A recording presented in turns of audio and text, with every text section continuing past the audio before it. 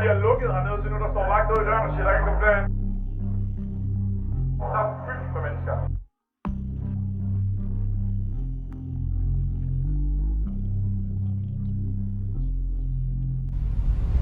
Vores debut på den her sang bliver straight up foran sådan, altså capacity reached.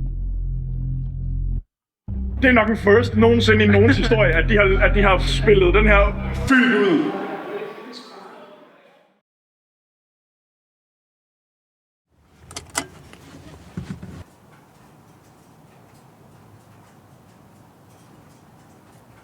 Hey gutter, jeg mente skulle være sag i går. Jeg har tænkt lidt over det, og hvis jeg smider et beat, som I så laver et eller andet sindssygt henover, så er jeg så frisk på lige at være med på projektet, og skal vi så ikke prøve at spille det til årsfesten? Hvad fucking det er?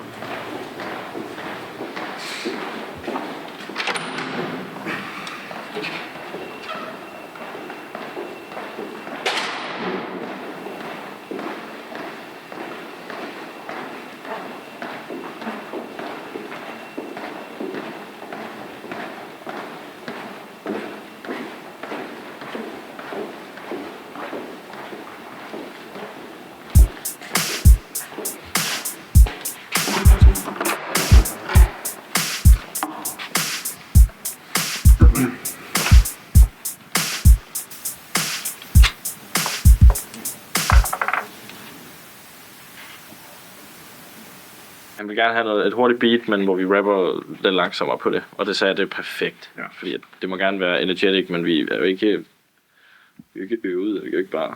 Allerede der er det jo i hvert fald 80% top nice. Ja. Skal vi udenfor? Skal vi have tingene med? Vi går bare lige udenfor. Så går vi tilbage hernede. Jo, sir.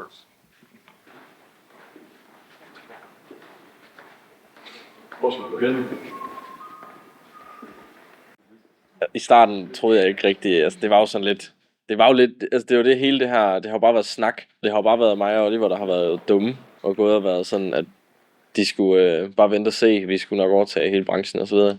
Og det var jo bare for sjov, altså det var jo bare en stor joke. Man får mange idéer, som bare forbliver ved snak, men det er sjovt at prøve at føre det ud i livet, og så rent faktisk dokumentere det. Og vi snakkede jo med ham til en af de første studiefester, og han sagde, at jamen, han var jo DJ og skulle spille til årsfesten. Hvis vi kunne lave noget fedt til et beat, han ville sende, så ville han gerne spille det til årsfesten. Planen til at starte med var, at den skulle spilles for publikum, og vi skulle være i publikum, var i hvert fald vores tanke.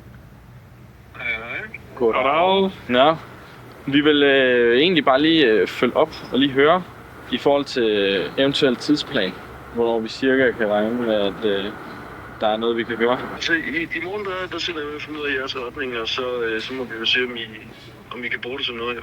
Ja, helt klart. Jamen, ja, det spiser jo for helvede til. Ja, vi skal snart have skrevet noget, det begynder at blive lidt pres. Vi var jo ekstremt uforberedte. Så simpelthen ting som vores navne. Der gik jo lang tid, før vi faktisk fik styr på, hvem der var hvem. Hvor vi måtte sidde og google os frem til, hvad der egentlig gav bedst mening. Fordi vi var jo bare højtryk og lavtryk. Lavtryk er varm, højtryk er kold. Altså, jeg har det jo varmt altid. Ja. Så du er lavtryk, jeg er højtryk.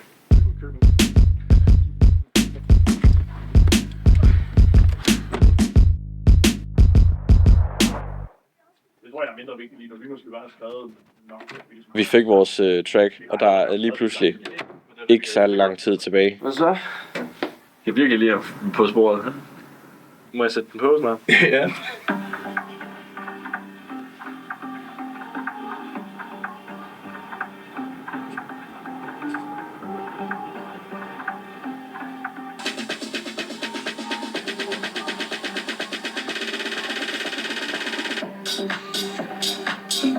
Ja, det er cool. Jeg kan godt lide det der. Man får lidt mere respekt for sådan nogen som Top Gun, som man jo tænker, det er bare en simpel tekst, men det gælder virkelig om også at kunne levere det. Det bliver fucking svært at finde et hook. Det skal være noget, som der er sindssygt genkendeligt. Noget som, at man kan slå hjernen fra og stadig kunne synge med på alle ordene. Ja. På trods af, at du aldrig har hørt det før. Det er også noget ligesom 6 liter og sådan noget, hvor det sådan bare er, ja, ligesom du siger der.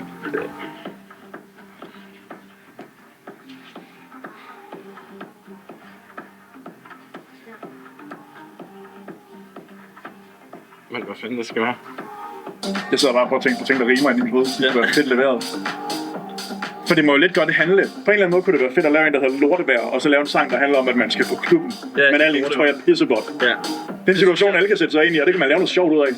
Jeg tænker på at aflyse mere, det har jeg ikke lyst til. Jeg har ikke været ude længere, det er noget, som jeg gerne vil. Altså sådan, til og vil. Og det var sygt.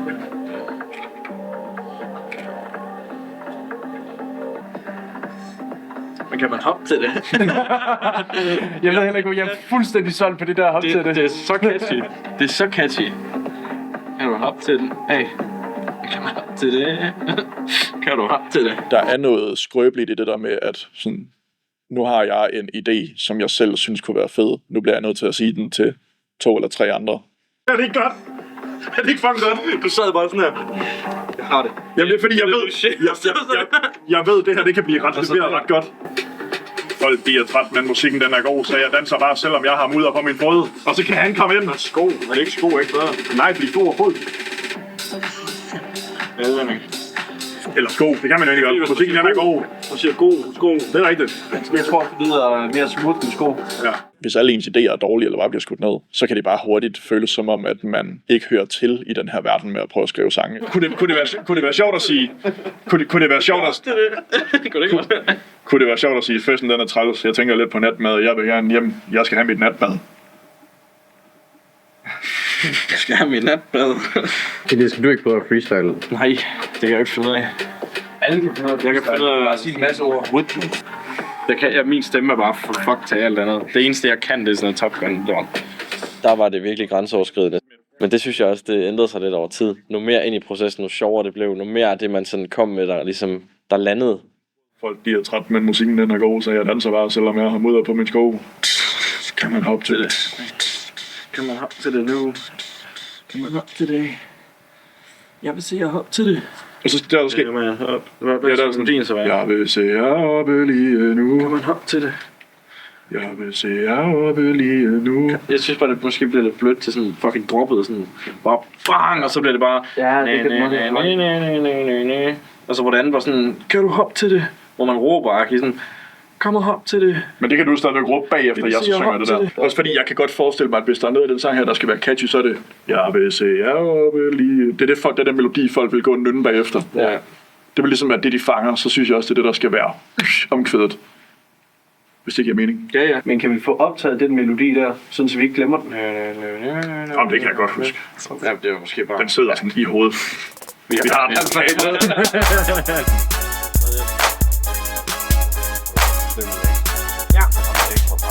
det kan vi da sagtens få. Det starter vi da bare med, tænker jeg. Da jeg først lige fik det at vide, der stod jeg jo alene i studiet. Altså, med alene mener jeg uden Oliver. Men der er faktisk total greenlight nu. Så det er der. Nej, vel? Det er der. Nej. Jo. Nej. Jo. Nej. Jo. Hører du, hvad der bliver sagt så? Nej. No. Vi skal jo bare på scenen. Hvad? Nej. Playback. Det skal bare stå og hoppe. Playback as fuck. Ja, men det er jo også sådan, at alle de største gør det jo.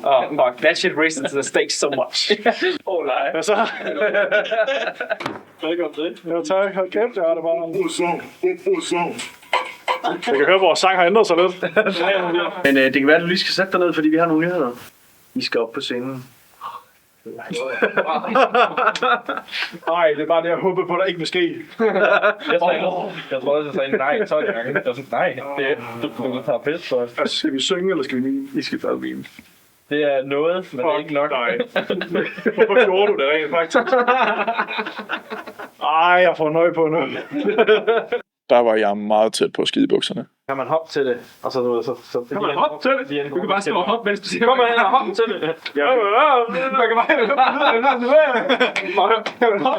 Det blev taget lidt useriøst i starten. Jeg tror, det var fordi, vi var rigtig nervøse. Er I klar på den her? Den hele den her er klar. Er du klar? Vi skal kigge nu.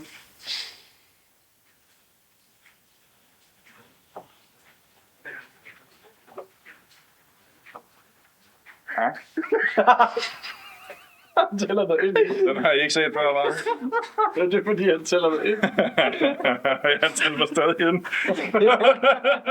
Jeg tror, jeg var hjemme klokken omkring 2, så det var 6 timer, hvor man virkelig står og får arbejdet det her flow ind, Det tager virkelig lang tid at indspille sådan en sang. Det er lørdag aften, når jeg har en aftale i byen.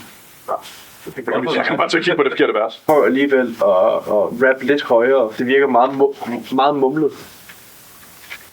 Det er lørdag aften, når jeg har en aftale i byen. Jeg trækker op til regn, det er pissegodt at skyde. Kom nu. Kom nu, lige nu, hop nu. Jeg vil se jer hop lige nu. Er det også fedt nok, eller skal jeg sige noget andet?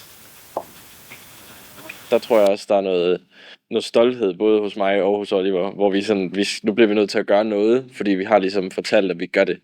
Og så stopper man ikke bare. Så nu gør vi det.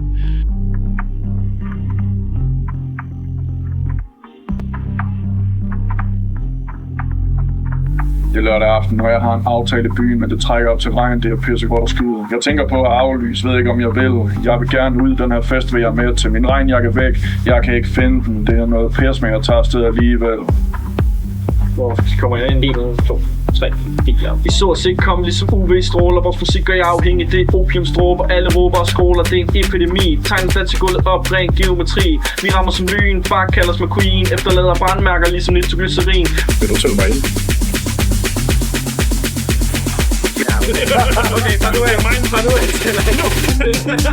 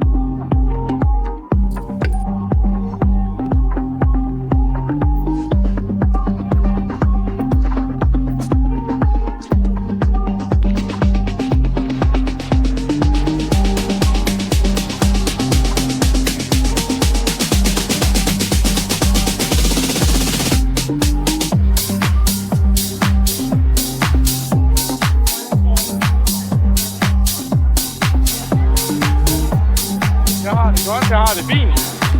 Jeg vil ikke meget hellere være derhjemme. Jeg tror, der er lidt flere mennesker, end vi måske havde regnet med. Ja, jeg vil gerne ud herfra, inden jeg får vinterværelseskompleks. Jeg vil gerne ud.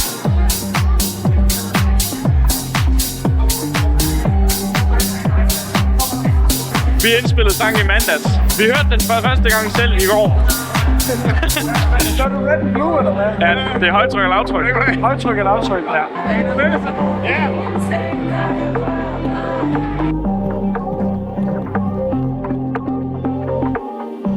Dem, de var lukket ude. Ja, vi nåede ikke til, fordi alle de andre, de stod ude i sådan en kø, hvor jeg tilfældigvis ser mig sådan, prikker lige vagten på skulderen, fordi jeg kender ham tilfældigvis. Sådan, der er lige nogen her, og sker sådan, hvem? Den række, der står her, og så kommer de bare lige alle sammen ind som de sidste.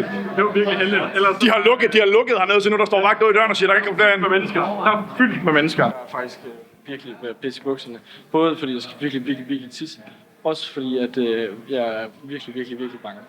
Den der personlige udvikling, der alt andet lige også er i det, at du presser dig selv til at gøre noget, du ikke har lyst til. Det er de gange i mit liv, jeg har gjort det, at jeg har rykket mig længst.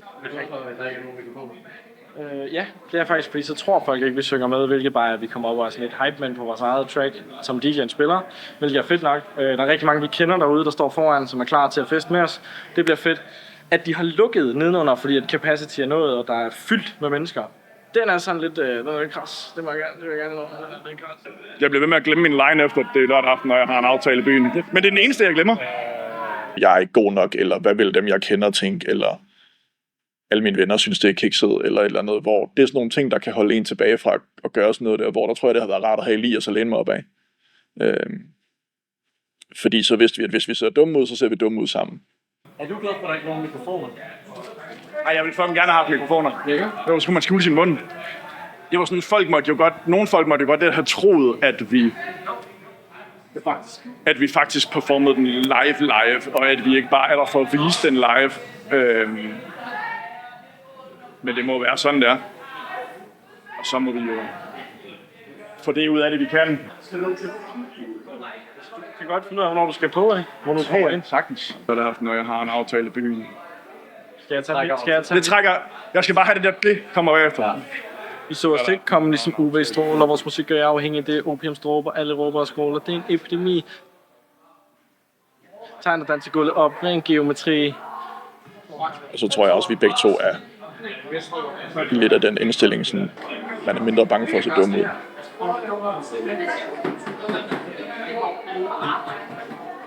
Men jeg tror, hun kan jo også ud. Nej, hun her. Kan hun ikke? Hun har mistet. Hvad? Hendes mand har så. Okay, hvornår kommer han? Så vi fejler på og håber på en barmhjertig samtaler til uge. Lige nu gør vi. Okay, sindssygt. Vi skal altid komme derud. Så vi vil rigtig gerne have en, der hører os her. Skriv lige til din lommelygter til. Ja, skriv lige til din dame. Til hvad? Skriv lige, at de skal... Jeg har skrevet til... De skal fucking åbne døren. Vi vil gerne have en, der hører os. Ja, situationen lige nu er, at vi er fanget bag en låst dør, og vi skal op på scenen om, hvad der er alt mellem 2 og 5 minutter. Det er bedre, det er det. Nogle gange så bliver der bare lukket en dør i hovedet på en.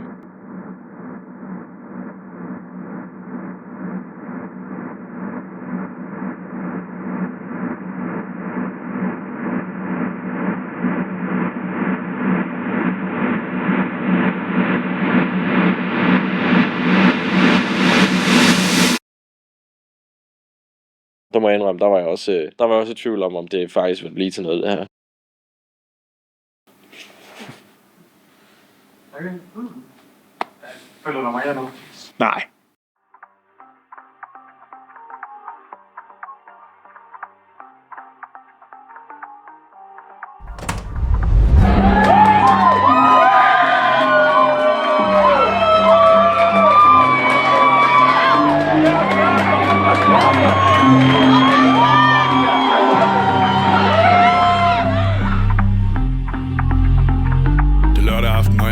aftale i byen, men det trækker op til regn, det er pissegodt at skyde. Jeg tænker på at aflyse, ved ikke om jeg vil.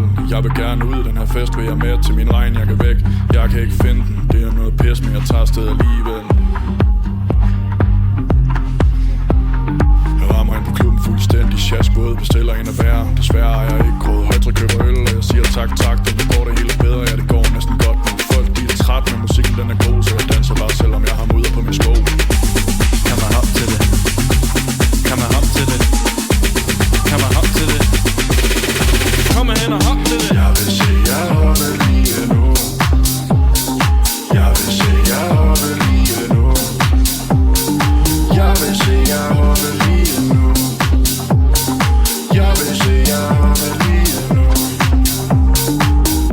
Næste klip af dokumentarerne var også, der takker af. Ja. Det blev ikke sådan noget liv.